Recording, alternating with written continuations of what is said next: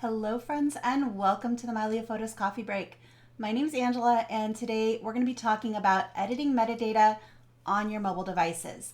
Before we dive into today's topic, I do want to let you know about some other things we have going on for you. Every Tuesday and Thursday we hold live Q&A sessions.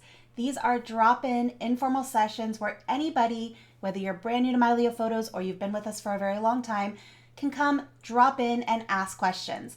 So it's a great place to keep learning, and if you're stumped on something, please stop by and ask. On Wednesday next week, we're also going to have a special webinar with our partner at Printiqued, and we're going to be talking about preparing your family history or remembering your family history through print. So we're going to go through some photo restoration tips. We're going to talk about some things to what to do to make your pictures look good if you're going to take them to print, and then of course how to get them directly to Printiqued using the integration that's built directly into Mylio Photos. It makes it very, very easy, and we'll go all through that in next Wednesday's webinar. Next Friday, we're going to continue working on our mobile sessions here for the month of September and discuss how to never lose a shot and make sure your phone's photos are backed up automatically using Mylio Photos. I know that's something that a lot of you are here for. That's why you're using Mylio. We're going to make sure things are set up to where that's actually happening and you understand how that works. So hopefully you guys will join me for that next Friday. With that, I want to go ahead and jump into today's topic, which is editing metadata on the go. Again, this is going to be a fairly short session as far as coffee breaks go, because there's not really all that much to cover. But if you don't know how to get to the editing fields for metadata on your phone, it can seem really, really challenging. So I'm going to hopefully make that easy for you so you can work on your photos, organize your library, get those things taken care of no matter where you are. So it's great to sit down and do it on your computer at home, but that's not always where we are when we have time. We might be waiting in line at the grocery store or sitting in a waiting room for an appointment. And those are times where we could be doom scrolling and doing something completely unproductive, or you could be working towards your project and adding little bits of information along the way. And those little steps go a long way towards getting your library organized and having that project at a manageable state. So let's go ahead and dive in and talk about this. The first thing I want to cover, and I covered this last week as well, but if you weren't here, there are a few layout differences between using Mylio on your phone versus on your tablet or computer. So as you can see, I've got the two screenshots here. It's the exact same content. And that's what's beautiful about Mylio is no matter which device I'm looking at, I see the exact same stuff. And on Mylio, on your phone, you're going to see tools across the top of the screen and across the bottom of the screen. Whereas on your computer, you've got stuff over here on the left, on the right, a few here at the top. But most of the controls are the same. The only things you're not going to be able to do on your phone that you can do on a computer or a tablet is photo dedupe, photo declutter, and batch face tagging. You can still do individual pictures and tag faces. That works perfectly fine, but you can't do the batch. And same with declutter and dedupe. And the reason for that is it's such a small screen that it's really difficult to find a way to represent that in a way that works. Plus, with things like dedupe and declutter, you really want to have access to those original quality photos. So Mylio can do all those checks and balances to make sure you're actually getting rid of stuff that you want to get rid of. So that's some of the reasons why they look a little bit different, but for the most part, they are almost identical in what you can accomplish. So some of the reasons I like to edit metadata on my phone is, like I mentioned earlier, you can organize anytime and anywhere. And those little pockets of time you have out and about where you're not doing anything else, where you might be just sitting there scrolling and looking at something unimportant on your phone that's maybe causing you a lot of stress, this actually is going to solve those problems. Well, not going to solve world problems, but it's going to solve your stress of your project that's weighing on you. So being able to chip away at it in those little pockets of time is really, really important. Gives you real-time organization, and you can tag things when memories are fresh. And this is especially important, I think, when you're traveling or when you're out getting new experiences in life. Being able to sit down for a few minutes and add those details while they're still fresh in your mind makes it so much easier. So keep that in mind as we go through this, and try to start weaving in a habit of editing metadata on your phone, because those details, you have time to do it. Those details are fresh in your mind. jot those notes down while you can. All right, so let's go ahead and look at accessing the info panel on your phone, because as it's same with on the computer, the info panel is where all of those fields live. So let me go ahead and get my phone connected here, and I'm going to share my screen. Let me go ahead and get Mylio pulled up, and we're going to go ahead and screen mirror to my MacBook Pro. Hopefully this works. Technology, you know, sometimes is finicky, but there we go. Most excellent. And there we go. So now we've got my Mylio up here on the screen, and you guys are seeing what I'm seeing right here on my phone. So I've got my phone right here, and that's what you guys are looking at. So to find the info panel, which is that same panel you use on the computer that has where you can add titles and captions and keywords, all of that is on your phone. It just, it's not hidden, but it's a little bit tucked away. So up here in the upper right corner, we've got our More menu. Tap that, then go right here to Info. And that's going to pull up that same info panel that you're used to seeing when you're navigating other parts of the library. Now, right now, I am in grid view, so there's not a whole lot of data to show, except for I'm in all photos, and it's giving me a count of all the media in my library. So let's go ahead, and I'm going to go ahead and pick a cute little picture here of Macallan. He likes to hide underneath blankets. He was peeking out, and I thought that was adorable. So now that I selected an individual image, I'm seeing that full info panel. And you have those two same views, your family history view or the traditional view. I'm in the traditional view, but if you want to change that, go up here to the More menu, and you can go down to Family History right here and toggle that on. So that changes the view. All the content in here is the same. It's just represented in different ways. And if you're looking for things like timestamps and titles and captions, those, if you're in Family History view, are nested under Family History. Because I like the other view better, it's personal choice. Like I said, it's not one right way or another. I'm gonna go back and turn that off. And I like having my date, title, caption, everything right here at the top. So let's just go ahead and scroll down and take a look at what we have in the info panel. So at the top, of course, we have all of our EXIF information from the camera it was shot with, the camera settings, and so forth. You can get an idea of your sync policy for this image. And then we start scrolling down and getting into the metadata. So of course, here we have our timestamp. This is a phone photo, so I'm fairly confident that the date and time on here are correct.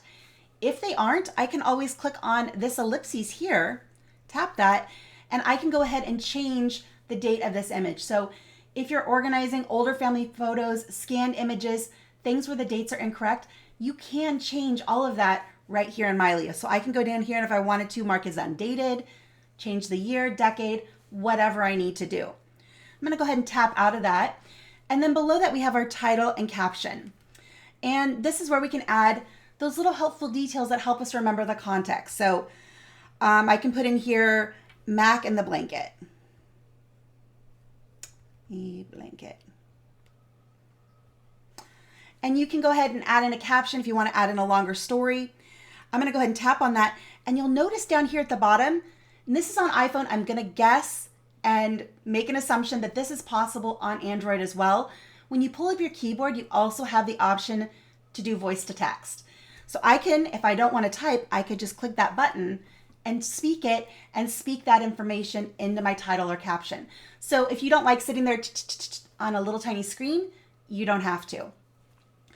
So let me go ahead and close out of that field and then scroll down, and you'll notice I have other sections down here. These are the same sections you have on your computer. I can add and edit keywords. I can take a look at my smart tags, and this is actually where I like to start. If I'm doing keywords, I go down to my smart tags first and see, what did the AI find? What can I promote to an actual keyword?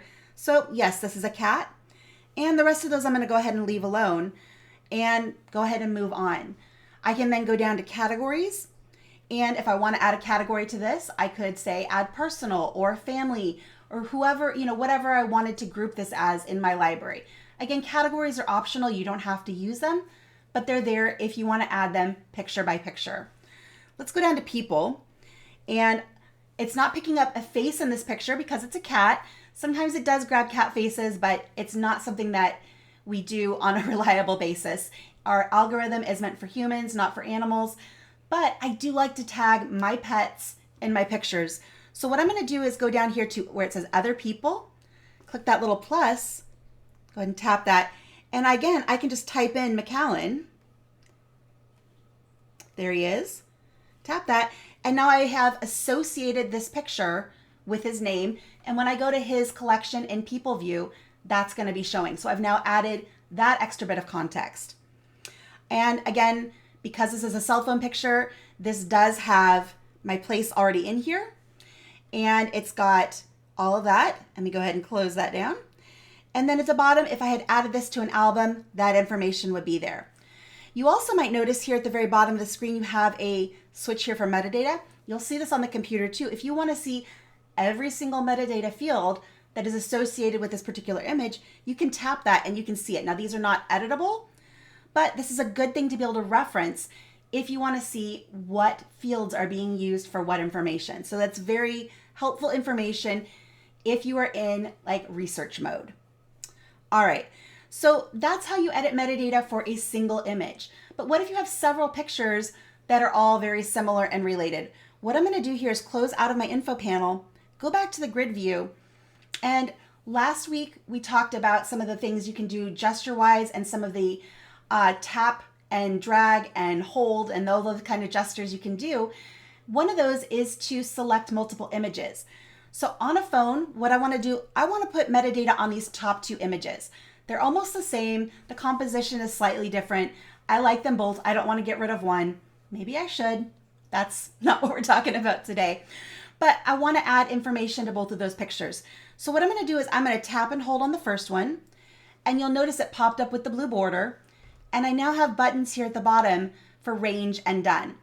If I want, I can just randomly select other images that I want to edit, or I can select a range. So I can go ahead and have that first one selected here, tap range, and then select the next one or farther down the list, and it'll select everything in between. So now I have two images selected. You can see right here at the top, two selected. And if I go up to my More menu at the upper right, and go to Info, I can now edit the metadata for everything that's selected. So if I go ahead and pull this up, or I can go ahead and just scroll down here, it's not going to let me pull it up bigger. I can go ahead and I can see the timestamps on those. They're really close. They're not exactly the same. I could add titles and captions that would apply to both of these. I can add keywords. So let's go ahead and do that really quick. I'm going to say Santee Lakes. There we go. I already have it in there. So autofill. And that added that particular keyword to those images. I could also just put in keywords. Let's go to lake. Pretty sure I've got that in there. And whatever else you want to do. So you can go ahead and add those in. And that has added those keywords. You can see by the fact that it says the two next to it, that two images that are selected both have this keyword, and that's because they're blue. And again, we can scroll down. We can take a look at our smart tags, see if there's anything we want to add there. Assign categories. There's no people in these images, so I'm going to go ahead and skip that. And then places and albums and so forth. So you can add metadata to multiple images at once on your phone. I'm going to go ahead and click out of that. And then when you're done with your selection, just go ahead and click done here at the bottom of the screen. And then you can go ahead and carry on doing whatever you need to do. Now, we also want to talk probably a little bit about face tagging, because there's a lot of different things that you can add here. Let me go ahead and switch to the next slide and go back one here and back to my, there we go. So we talked a little bit about correcting dates, creating titles and captions. You can modify the file name. So when you're in that individual view, if I go back here to one of McAllen, and again, you can go up to that upper right corner, or as I showed you last week, you can pull up from the bottom of the screen and just drag that up. And that's a nice little gesture. So I'm grabbing down here at the bottom, tap and drag to the top of the screen, and that brings up the info panel. So if I go down here to this file name field, maybe I want it to say something more descriptive than img_6016. I can click in there, tap in there, and change that if I want to. I'm going to leave it alone for the moment, but it's great to know that we can do that.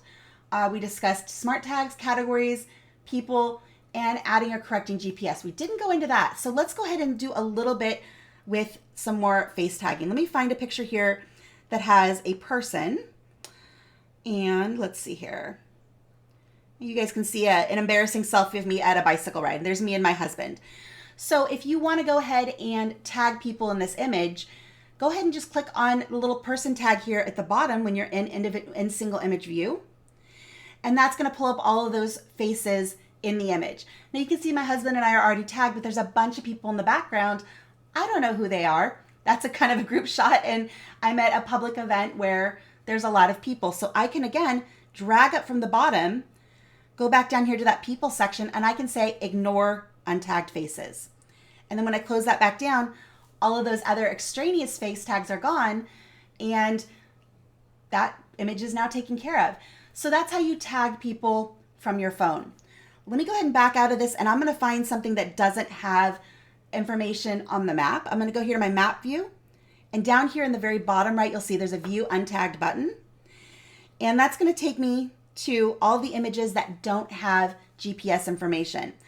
So let's go ahead and let's go with this one here. I took this out on a bicycle ride out on the Walker Preserve Trail that's here at East County, San Diego. Beautiful place to walk, ride bicycles. And I took it with my little Sony camera, which doesn't have GPS. So if I want to go ahead and add that information, what I'm going to do is, again, swipe up from the bottom or use that More menu to access the info panel. We're going to go down to Places. And in this section, we're going to type in Walker Reserve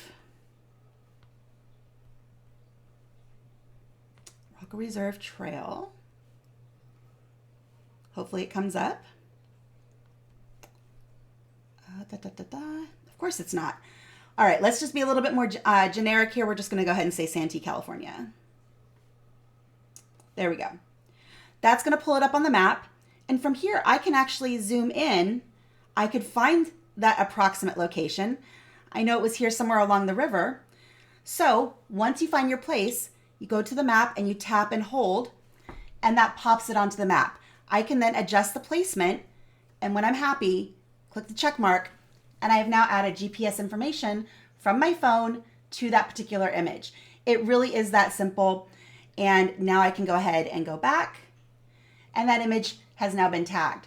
So you can do almost all of the same metadata things on your phone that you can do on the computer. So let's go ahead and take a look here at the next slide. A few reminders on those gestures for navigation. You can always pinch and zoom to see things bigger. So I'm doing this kind of number here on my phone. Pinch to make things bigger and smaller. Swipe left to right to move between photos. Pretty easy. Flagging your picks and rejects. Drag your finger up and down on the screen. So there's a pick, there's a reject. I'm going to go ahead and put that back in the middle. And that's just a quick and easy way to tag things. And then, of course, accessing the info panel, which is mostly what we talked about today. Again, from the upper right corner, you're going to go to that More menu and tap Info, or you're going to be in single photo view, grab that bar at the bottom and drag up, and that's going to bring up your info panel. All right, on to the next one here. So just a handful of takeaways. Essential metadata is accessible and easy to add right from your phone.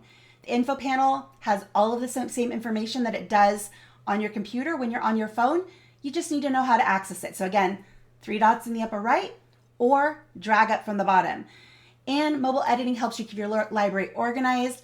It is a great tool for just managing and staying on top of all of those details because we are so busy. There's so much going on.